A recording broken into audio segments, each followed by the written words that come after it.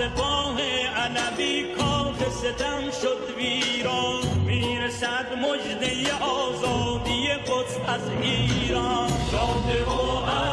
we on the verge of the biblical doom of Damascus spoken of in Isaiah 17? Isaiah 17, 1 and 14. The burden against Damascus. Behold, Damascus will cease from being a city, and it will be a ruinous heap. Then behold, at eventide trouble, and before the morning he is no more. This is the portion of those who plunder us, and the lot of those who rob us. Isaiah 17, 9.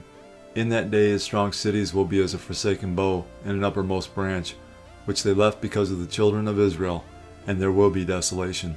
Isaiah 17, 1 and 14 tell us Damascus will be destroyed in a single night. Verse 9 suggests it is the children of Israel who caused this desolation, possibly with a nuclear weapon. Moving on, airstrikes reported in Syria for the second day in a row. Syrian news agencies again alleging Israel is responsible. Explosions seen late Wednesday night near the South Syrian Quneitra province, according to the Sana Syrian State News Agency.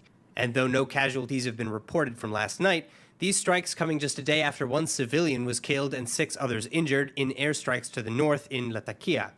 Both Sana and the UK-based Syrian Observatory for Human Rights blaming Israel for both attacks, saying the latest strikes were led by a helicopter just north of Israel's border. The apparent target, the Syrian Army's 90th Brigade and pro-regime military positions near the Israeli Golan Heights. Israel viewing any Iranian or pro-Iranian military entrenchment near the border as unacceptable. And in kind, the IDF launching hundreds of strikes against Iran-affiliated targets in Syria over the last few years. Additionally, this also following a supposedly misfiring Syrian missile strike in late April, the projectile reaching deep into Israeli territory around the Dimona nuclear reactor and setting off air raid sirens nearby. One day soon, we will get out of bed, turn on the morning news, and the broadcast will go something like this. Israel has launched an all-out attack on Damascus, Syria. It has ceased from being a city and is a ruinous heap.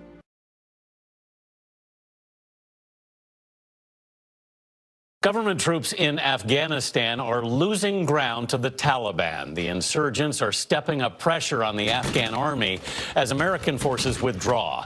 The U.S. military's top general said yesterday, quote, "We have to see how this plays out." Charlie Daggett is in Kabul, Afghanistan's capital. Charlie, how is it playing out so far? Well, Anthony, it's not playing out very well. It's less than a week since the official U.S. drawdown got underway, and the Taliban is on the march, capturing even more territory north of Kabul overnight. Afghan forces fell back to safer fighting positions in Baghlan in what they called a tactical retreat. To the Taliban, seen here with the captured Army Humvee, it's another victory.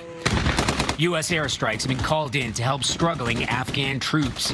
With the Taliban on the warpath, the man in charge of peace talks, Abdullah, told us they've barely negotiated in 9 months. Worst case scenario, God forbid, will be a complete all-out war. The grim prospect of a civil war is something Ahmed Massoud and his followers are preparing for. I fight for it, and I'm ready to give my life for it. His father gave his life for it, Ahmed Shah Massoud, who led the resistance against the Taliban in the 1990s. He was assassinated just 2 days before 9/11. The Taliban knew the U.S. would retaliate with everything at its disposal. Massoud would be too dangerous an ally. Should the Afghan military collapse, his son says he and others stand ready to take up arms in what some are already calling Resistance 2.0. It sounds like you're describing a militancy. Well, it will not. It will be people ready to fight. It will be an organized resistance against the Taliban. If it should come to that. If it come to that. Like most people in Afghanistan, he's hoping it does not come to that. He would rather the fragmented government unify and find some sort of peaceful solution. We were ready to forgive the Taliban and to move on.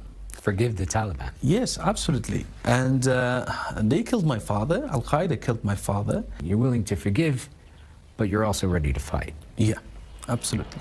Luke 21:25. And there will be signs in the sun, in the moon, and in the stars, and on the earth distress of nations, with perplexity, the sea and the waves roaring. One of the many signs we are living in the last days right before the return of Jesus Christ is nations will be in a state of perplexity, or uncertainty over what to do in a difficult situation. This is exactly what is happening in our world today. Dozens of people have been reported missing in the country of Colombia after days of protests have led to chaos and even death. The uprisings have also claimed the life of a teen.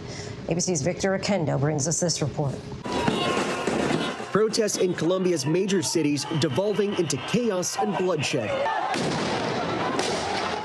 At least 19 people killed. 87 are still reported missing.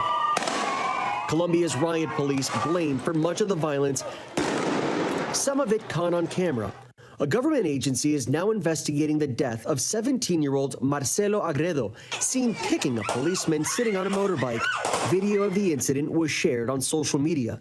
The policeman, in response, shoots Agredo as he runs away. Colombians took to the streets last week to protest a new proposed tax hike meant to unburden the government from the pandemic's financial sting. The Colombian economy shrank by 7% last year, causing the poverty level to jump to 43% from 36%. But the law was met with outcry from working-class Colombians,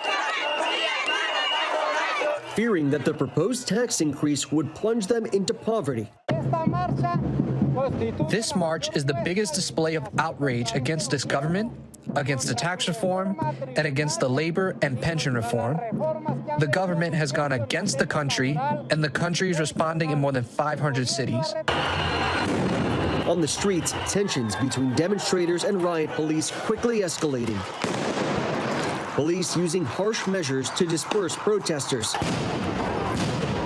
Some of them fighting back, throwing rocks and Molotov cocktails. The chaos and violence prompting Colombia's president to reverse course Sunday. Le solicito al Congreso de la República el retiro del proyecto radicado por el Ministerio de Hacienda. The move caused Colombia's finance minister to say he would resign, but the protests still continue. Demonstrators and human rights groups are calling out Colombia's riot police, long accused of human rights abuses, most recently for the protesters' deaths. This police station in Bogotá reportedly burnt down with the words, "You are killing us," graffitied on one of the walls. The pandemic has also highlighted the disparities between the haves and have-nots.